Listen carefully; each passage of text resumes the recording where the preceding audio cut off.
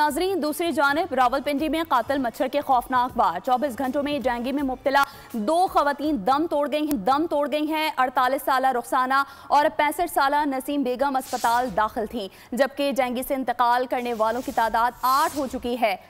अस्पताल ज़राए के मुताबिक 24 घंटों के दौरान 118 अफराद में डेंगू की तस्दीक हुई है। डेंगू के 202 मरीज अस्पतालों में ज़ेरे इलाज हैं। तो खबर सामने आई है रावलपिंडी से। आपको बता रहे हैं कि 48 साला रुखसाना इंतकाल कर चुकी हैं। डेंगू से इंतकाल करने वालों की तादाद 8 हो चुकी है। अस्पताल ज़राए का ऐसा बताना है। और ये अफसोसनाक खबर सामने आई है जिसमें डेंगू के वार से 2 खवातीन इंतकाल कर चुकी हैं। 24 घंटों के दौरान 118 अफराद में डेंगू की तस्दीक हुई है। रावलपिंडी में कातिल मच्छर के खौफनाक वार।